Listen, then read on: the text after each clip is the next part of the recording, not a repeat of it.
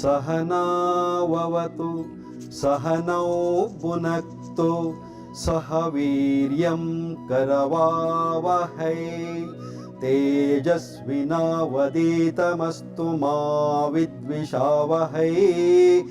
ओम शांति शांति शांति।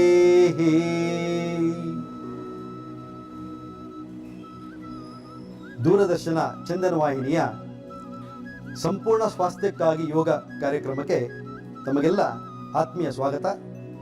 ಆತ್ಮೀಯರೇ, ಇಂದಿನ ಸಂಚಿಕೆಯಲ್ಲಿ ನಾವು ತೀವ್ರತರವಾದ ಕುತ್ತಿಗೆ ಮತ್ತು ಭುಜಗಳ ನೋವಿನ ನಿವಾರಣೆಗಾಗಿ ಯೋಗ ಚಿಕಿತ್ಸೆಯನ್ನ ನೋಡೋಣ.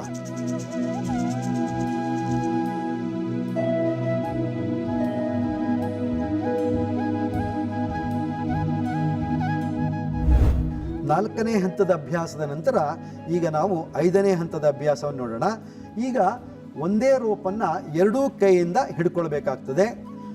ಎದೆ ಮುಂಭಾಗದಲ್ಲಿ ಆ ಹಗ್ಗದ ನೇರವಾಗಿ ನಾವು ನಿಂತ್ಕೊಳ್ಳೋಣ. ಎರಡೂ ಕೈಯಿಂದ ಆ ಗಂಟಿನ ಭಾಗವನ್ನು ಹಿಡ್ಕೊಳ್ಬೇಕು.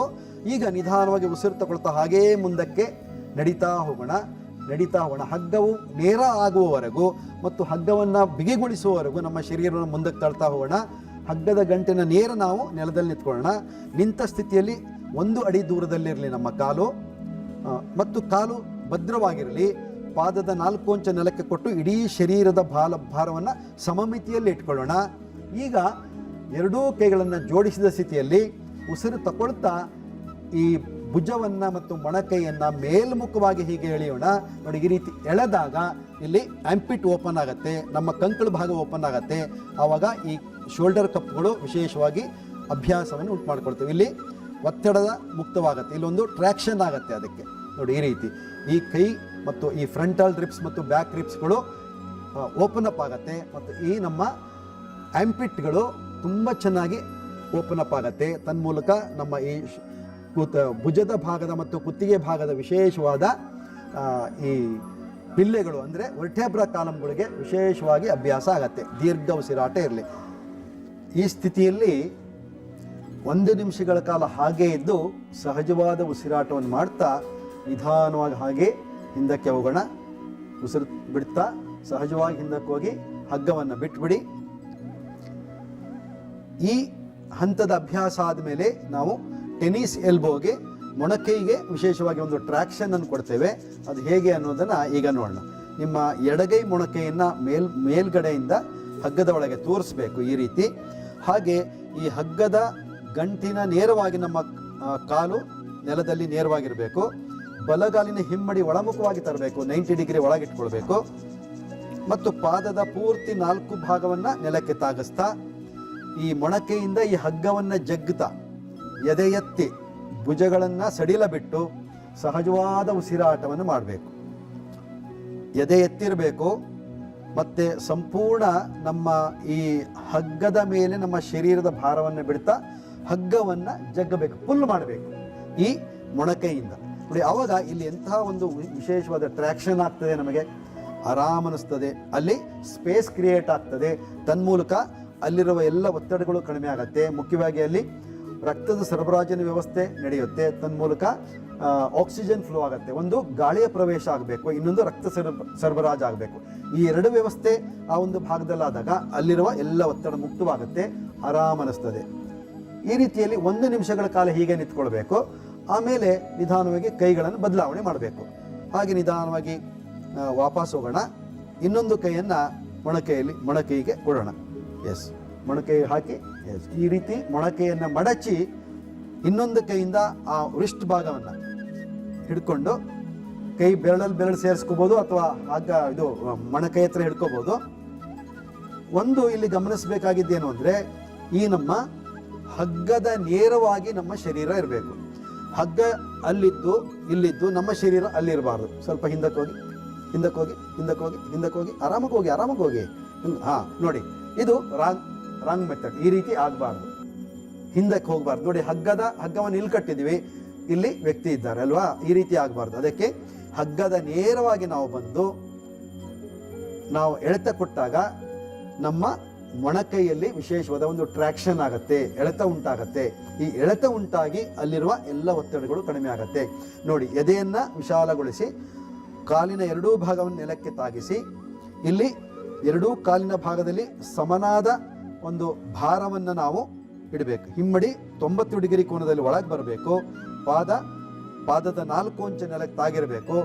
ಈ ಸ್ಥಿತಿಯಲ್ಲಿ ಶರೀರವನ್ನು ಪುಲ್ ಮಾಡಬೇಕು ಮುಂದಕ್ಕೆ. ನೋಡಿ, ಹಗ್ಗ ಎಷ್ಟು ಬಿಗಿಯಾಗಿದೆ, ಈ ಬಿಗಿತ ಬರಬೇಕು. ಇಲ್ಲಿ 1 ನಿಮಿಷ ಕಾಲ ಇರುವಂಥದ್ದು. ಹೀಗೆ ಕೈಗಳನ್ನು ಬದಲಾಯಿಸ್ಬೋದು ನಾವು, ಒಮ್ಮೆ ಬಲಕ್ಕೆ ಒಮ್ಮೆ ಎಡಕ್ಕೆ. ಇದನ್ನು ಒಂದು 5, 10, 15 ಬಾರಿ ನಾವು ಮಾಡಿದರೆ ಈ ಟೆನ್ನಿಸ್ ಎಲ್ಬೋ ಅನ್ನುವ ಒಂದು ತೊಂದರೆ ಇಲ್ಲಿ ನಿವಾರಣೆ ಆಗುತ್ತೆ. ಕೇವಲ ಒಂದು simple method of rope exercise. ಇದರಿಂದ ನಮ್ಮ ಟೆನ್ನಿಸ್ ಎಲ್ಬೋ ರಿಲ್ಯಾಕ್ಸ್ ಆಗುತ್ತೆ ಮತ್ತು ಕೈ ಭುಜಗಳಲ್ಲಿ ಒತ್ತಡಗಳು ಕಡಿಮೆ ಆಗುತ್ತೆ. ಇದರ ನಂತರ ಮುಂದಿನ ಹಂತವನ್ನು ನೋಡೋಣ, ನೆಕ್ ಟ್ರಾಕ್ಷನ್.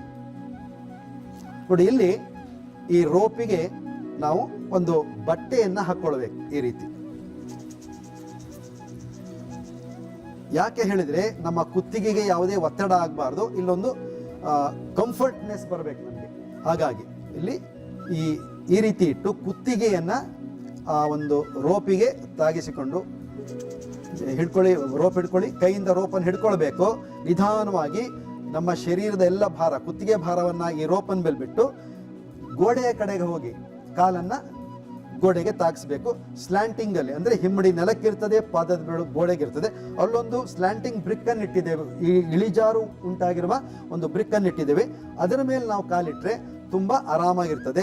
ನಂತರ ನಿಧಾನವಾಗಿ ಕೈಗಳನ್ನು ಹಿಂದಕ್ಕೆ ತಗೊಳ್ಬೇಕು, ಬೆರಳಲ್ಲಿ ಬೆರಳು ಸೇರಿಸ್ಕೊಳ್ಬೇಕು. ಇಂಟರ್ಲಾಕ್ ದ ಫಿಂಗರ್ಸ್, ಈ ರೀತಿ ಇಂಟರ್ಲಾಕ್ ಮಾಡಿ ಮೊಣಕೈಯನ್ನು ನೇರ ಮಾಡಿ ಆದಷ್ಟು ನಮ್ಮ ಈ ಕುತ್ತಿಗೆ ಭಾಗವನ್ನ ಹಿಂದಕ್ಕೆ ಎಳಿತಾ ಇರಬೇಕು. ಇಲ್ಲಿ ಸೊಂಟದ ಕಡೆ ಗಮನ ಕೊಡಬಾರ್ದು, ಸಹಜವಾಗಿರಬೇಕು. ನೋಡಿ, ಮೊಣಕೈಗಳನ್ನು ನೇರ ಮಾಡಿ ಭುಜವನ್ನು ಹಿಂದಕ್ಕೆ ತಳ್ಳಿದಾಗ ಮತ್ತು ಕುತ್ತಿಗೆಯನ್ನು ಹಿಂದೆ ತಳ್ಳಿದಾಗ ನಮ್ಮ ಇಡೀ ಕುತ್ತಿಗೆ ಭಾಗಕ್ಕೆ ಒಂದು ಟ್ರಾಕ್ಷನ್ ಆಗಿದೆ. ನೋಡಿ ಎಷ್ಟು ಬಿಗಿ ಇದೆ, ಇಡೀ ಶರೀರದ ಭಾರ ಈ ಹಗ್ಗದ ಮೇಲಿದೆ. ಈ ಟ್ರಾಕ್ಷನ್ ನಲ್ಲಿ ನಾವು ಕನಿಷ್ಠ 1 ರಿಂದ 3 ನಿಮಿಷಗಳ ಕಾಲದವರೆಗೆ ಇರಬೇಕಾಗತ್ತೆ. ಕನಿಷ್ಠ 1 ನಿಮಿಷ ಇರಬೇಕು, ಮ್ಯಾಕ್ಸಿಮಮ್ 3 ರಿಂದ 5 ನಿಮಿಷ ನಾವು ಇರ್ಬೋದು.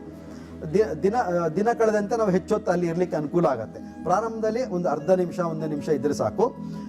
ಮತ್ತೆ ಯಾರಿಗೆ ಒಂದು ಮೈಗ್ರೇನ್ ಹೆಡ್ಏಕ್ ಇದೆ, ಗಿಡ್ಡಿನೆಸ್ ಇದೆ, ಅವರು ಸ್ವಲ್ಪ ನಮ್ಮ ಏನು ಇದರ ಬಗ್ಗೆ ಜ್ಞಾನ ಇರುವಂತಹ ಯೋಗ ತಜ್ಞರನ್ನ ಸಂಪರ್ಕ ಮಾಡಿ ಅವರಿಗೆ ಈ ತೊಂದರೆಯನ್ನು ಹೇಳಿ ಅಭ್ಯಾಸವನ್ನು ಮಾಡಬೇಕಾಗತ್ತೆ. ಏಕಾಏಕಿ ಮಾಡಿದರೆ ಕೆಲವೊಮ್ಮೆ ಗಿಡ್ಡಿನೆಸ್ ಬಂದು ಬೀಳೋ ಚಾನ್ಸಸ್ ಇರುತ್ತೆ. ಮತ್ತು ಸಿವಿಯರ್ ಗ್ಯಾಸ್ಟ್ರಿಕ್ ಇದ್ರೂ ಕೂಡ ಮತ್ತು ಈ BP, ಹೈ BP ಮತ್ತು ಲೋ BP ಇದ್ರೂ ಕೂಡ ಇದನ್ನು ಜಾಗ್ರತೆಯಿಂದ ನಾವು ಮಾಡಬೇಕಾಗ್ತದೆ. ಒಂದು ರೋಗಿಯ ಅಥವಾ ಸಮಸ್ಯೆಗೆ ಒಳಗಾಗಿರುವಂಥವ್ರನ್ನ ಪರೀಕ್ಷೆ ಮಾಡಿ ಅವರನ್ನು ನಾವು ಎಲ್ಲ ವಿವರಣೆಗಳನ್ನು ತೆಗೆದುಕೊಂಡು ಆಮೇಲೆ ಈ ಅಭ್ಯಾಸವನ್ನು ಮಾಡಿಸಬೇಕಾಗತ್ತೆ. ಏಕಾಏಕಿ ಮಾಡಿಸಿದರೆ ಸಮಸ್ಯೆಗೊಳಗಾಗ್ತಾರೆ, ಗಿಡ್ಡಿನೆಸ್ ಬಂದು ಬಿದ್ದು ಬಿಡ್ತಾರೆ. ಹಾಗಾಗಿ ಇದನ್ನು ಮಾಡುವಾಗ ಸ್ವಲ್ಪ ಎಚ್ಚರಿಕೆಯಿಂದ ಅಭ್ಯಾಸವನ್ನು ಮಾಡಬೇಕಾಗ್ತದೆ. ಎಸ್, ನಿಧಾನವಾಗಿ ಹಾಗೆ ಹಗ್ಗವನ್ನು ಹಿಡ್ಕೊಳ್ಳಿ. ಕೈಯಿಂದ ಹಗ್ಗವನ್ನು ಹಿಡ್ಕೊಂಡ ಮೇಲೆ ನಿಧಾನ ಒಂದು ಕಾಲನ್ನು ಹಿಂದಕ್ಕೆ ತನ್ನಿ, 2 ಕಾಲಲ್ಲಿ ಇಟ್ಕೊಳ್ಳಿ, 2 ಕಾಲಲ್ಲಿ ಇಟ್ಕೊಳ್ಳಿ, 1 ಕಾಲನ್ನು ಹಿಂದಕ್ಕೆ ತನ್ನಿ. ಹಿಂದಕ್ಕೆ ತಂದ ಮೇಲೆ ನಿಧಾನವಾಗಿ ವಾಪಸ್ ಬರಬೇಕು. 2 ಕಾಲನ್ನು ಒಟ್ಟಿಗೆ ತಂದುಬಿಟ್ರೆ ನೀವು ಜಾರ್ತೀರ ಮತ್ತು ಬೀಳ್ತೀರ. ಹಾಗಾಗಿ ನಿಧಾನವಾಗಿ ಬರುವಾಗ 1 ಕಾಲನ್ನು ಹಿಂದಕ್ಕೆ ತರಬೇಕು, ಆಮೇಲೆ ವಾಪಸ್ ಬರಬೇಕು. ಎಸ್, ಇದಾದ ಮೇಲೆ ಈ ವುಡನ್ ರೋಲರ್ ಇದೆ, ದೊಣ್ಣೆ ಅಲ್ವಾ? ಈ ದೊಣ್ಣೆಯಿಂದ ನಾವು ಕೈಗೆ ಎಷ್ಟು ಒಳ್ಳೆಯ ಅಭ್ಯಾಸವನ್ನು ಕೊಡ್ಬೋದು ಅನ್ನೋದನ್ನ ಈಗ ನೋಡೋಣ. ನೋಡಿ, ಇದನ್ನ ನಮ್ಮ ಈ ಭುಜದ ನೇರವಾಗಿ ದೊಣ್ಣೆಯನ್ನು ಹಿಡ್ಕೊಳ್ಬೇಕು. ಈ ರೋಲರನ್ನು ಹಿಡ್ಕೋಬೇಕು. ಸ್ವಲ್ಪ ಮುಂದೆ ಹೋಗಿ 2 ಕಾಲನ್ನ 1 ಅಡಿಗಿಂತ ಕಡಿಮೆ ಇರಬಾರ್ದು, 1 ಅಥವಾ 1.5 ಅಡಿ ದೂರದಲ್ಲಿ ಇಡಬೇಕು. ಪಾದಗಳು ನೇರವಾಗಿರಬೇಕು, ಸ್ಥಿರವಾಗಿರಬೇಕು. ಶರೀರದ ಎಲ್ಲ ಭಾರವನ್ನ 2 ಕಾಲಿನಲ್ಲಿ ಸಮವನಾಗಿ ಇಟ್ಟಿರಬೇಕು. ಮತ್ತು ಮೊಣಕೈ ನೇರ ಮಾಡಬೇಕು. ಕೆಳಗ್ಬಿಡಿ, ಆರಾಮದಲ್ಲಿ ಇಟ್ಕೊಳ್ಳಿ. ಭುಜಗಳನ್ನು ಸಡಿಲ ಮಾಡಿ ಈ ರೀತಿ ಇಟ್ಕೊಂಡು ಉಸಿರು ತಗೊಳ್ತಾ ನಿಧಾನವಾಗಿ ಮೇಲೆ ಕೆತ್ತೋಣ. ಬ್ರೀತ್ ಇನ್ ಮಾಡ್ತಾ ಉಸಿರು ತಗೊಳ್ತಾ ತಲೆಯ ಮೇಲಕ್ಕೆ ಎಷ್ಟು ಮೇಲಕ್ಕೆ ಹೋಗುತ್ತೆ ಹೋಗ್ಲಿ. ಎಸ್, ಉಸಿರು ಬಿಡ್ತಾ ಕೆಳಗೆ ಇಳಿಸೋಣ. Breathe out, breathe out, breathe out, breathe out, breathe out, breathe out. ಹೀಗೆ ಇಲ್ಲಿ ನೀವು ಇವರು ಸಲೀಸಾಗಿ ಮೇಲೆ ಕೆತ್ತಿದ್ದಾರೆ, ಕೆಲವರಿಗೆ ಮೇಲೆ ಕೆತ್ತಲಿಕ್ಕೆ ಆಗಲ್ಲ. ಏನಾಗ್ತದೆ, ಈ ರೀತಿ ತುಂಬಾ ಈ ಭುಜಗಳ ನೋವಿದ್ದಾಗ ಏನಾಗುತ್ತೆ, ಉಸಿರು ತಗೊಳ್ತಾ ಹೀಗೆ ಇಷ್ಟಕ್ಕೆ ತರಲಿಕ್ಕೆ ಒದ್ದಾಡ್ತಾರೆ. ಅಯ್ಯೋ ನೋವಿದೆ ಹೇಳ್ತಾರೆ. ಆಗೇನು ಮಾಡಬೇಕು, ಅಲ್ಲೇ ನಿಲ್ಲಿಸ್ಬಿಟ್ಟು ಸ್ವಲ್ಪ ಹೊತ್ತು ಉಸಿರಾಡಬೇಕು. ಮತ್ತೆ ಸ್ವಲ್ಪ ಸುಧಾರಿಸ್ಕೊಂಡು ಉಸಿರು ತಗೊಳ್ತಾ ಮತ್ತೆ ಮೇಲಕ್ಕೆ ಹೋಗ್ಬೇಕು. ಇಲ್ಲಿ ತನಕ ಬಂದಿದ್ದೀನಿ ನಾನು, ಇಲ್ಲಿ ಉಸಿರಾಟ ಮಾಡಬೇಕು. ಮತ್ತೆ ಇನ್ನೊಂದು ಸ್ವಲ್ಪ ಹಾಗೆ ಮೇಲಕ್ಕೆ ಬರಬೇಕು. ಹೀಗೆ ದಿನಂಪ್ರತಿ ಸ್ವಲ್ಪ ಮೇಲಕ್ಕೆ ಹೋಗ್ತಾ ಹಾಗೆ ಮೇಲಕ್ಕೆ ಹೋಗ್ಲಿಕ್ಕೆ ಒಂದು ವಾರದಲ್ಲಿ ನಿಮ್ಮ ಕೈ ನೀವು ಹೇಳ್ದಾಗ ಕೇಳುತ್ತೆ. ಅಲ್ಲಿವರೆಗೂ ನೀವು ಹೇಳ್ದಾಗ ಕೇಳೋದಿಲ್ಲ. ಹಾಗಾಗಿ ನಿಧಾನವಾಗಿ ಉಸಿರು ತಗೊಳ್ತಾ ಮೇಲಕ್ಕೆ ಪ್ರಯತ್ನ ಮಾಡಬೇಕು. ಪ್ರಯತ್ನ ಇರಲೇಬೇಕು. ಉಸಿರು ಬಿಡ್ತಾ ಕೆಳಗೆ ಪ್ರಯತ್ನ ಹಾಕಲೇಬೇಕು. ಯಾಕಂದರೆ ನೋವಿನ ಅನುಭವ ಇರೋರಿಗೆ ಇದರ ಒಳಗಿನ ಗುಟ್ಟು ಏನು ಅಂತ ಗೊತ್ತಿರ್ತದೆ. ಹಾಗಾಗಿ ನಾವು ಸಮಾಧಾನವಾಗಿ ಅವರ ಎಲ್ಲ ಆಂತರ್ಯವನ್ನು ತಿಳಿದು ಚಿಕಿತ್ಸೆಯನ್ನು ಕೊಡಬೇಕಾಗತ್ತೆ. ಉಸಿರು ತಗೊಳ್ತಾ ಹಾಗೆಯೇ ಮೇಲಕ್ಕೆ ಇನ್ನೊಮ್ಮೆ ನೋಡೋಣ. ಇಲ್ಲಿ ಯಾವುದೇ ರೀತಿಯಾಗಿ ಮೊಣಕೈ ಬೆಂಡ್ ಆಗಬಾರ್ದು, ಇದು ಮಡಚಬಾರ್ದು. ಮೊಣಕೈ ನೇರವಾಗಿಟ್ಟೆ ಹಾಗೆ ಮೇಲಕ್ಕೆ ತಗೊಂಡು ಹೋಗ್ಬೇಕು. ಉಸಿರು ಬಿಡ್ತಾ ಕೆಳಗೆ. ಉಸಿರಾಟದ ಜೊತೆಗೆ ಮಾಡಬೇಕು ಇದನ್ನ. ಉಸಿರಾಟ ಬಿಟ್ಟು ಮಾಡಬಾರ್ದು. ಉಸಿರಾಟವನ್ನು ಬಿಟ್ಟು ಮಾಡಿದರೆ ಇದರಲ್ಲಿ ಏನೂ ಲಾಭ ನಿಮಗೆ ಸಿಗೋದಿಲ್ಲ. ಒಂದು ಫಿಸಿಕಲ್ ಎಕ್ಸಸೈಸ್ ಆಗುತ್ತಷ್ಟೇ. ಯೌಗಿಕ ವಿಚಾರದಲ್ಲಿ ಚಿಕಿತ್ಸೆ ಆಗಬೇಕು ಅಂದರೆ ನೀವು ಉಸಿರಾಟದ ಜೊತೆಗೆ ಇದನ್ನು ಮಾಡಬೇಕು. ಈಗ ಸ್ವಲ್ಪ ಫಾಸ್ಟ್ ಮಾಡಿ ನೋಡೋಣ. ಉಸಿರು ತಗೊಳ್ತಾ ಮೇಲಕ್ಕೆ, breathe in up, breathe out down. ಸ್ವಲ್ಪ ಆರಾಮ್ ಅನಿಸಿದ ಮೇಲೆ ಈ ಹಂತಕ್ಕೆ ಹೋಗ್ಬೇಕು. ಎರಡನೇ ಹಂತದಲ್ಲಿ breathe in up, breathe in down, breathe in up, breathe in down. ಉಸಿರು ತಗೊಳ್ತಾ ಮೇಲಕ್ಕೆ, ಉಸಿರು ಬಿಡ್ತಾ ಕೆಳಕ್ಕೆ. ನೀವಾಗಿ ಮಾಡಿ, ಒಂದು 3 ಬಾರಿ ನೀವೇ ಮಾಡಿ.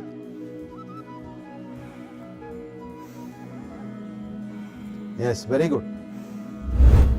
ನೋಡಿದ್ರಲ್ಲ ವೀಕ್ಷಕರೇ, ಈ ಸಂಚಿಕೆಯಲ್ಲಿ ಕೈ ಭುಜಗಳ ನೋವಿನ ನಿವಾರಣೆಗಾಗಿ ಯೋಗ ಚಿಕಿತ್ಸೆ ನೀವು ನೋಡಿದ್ದೀರಿ.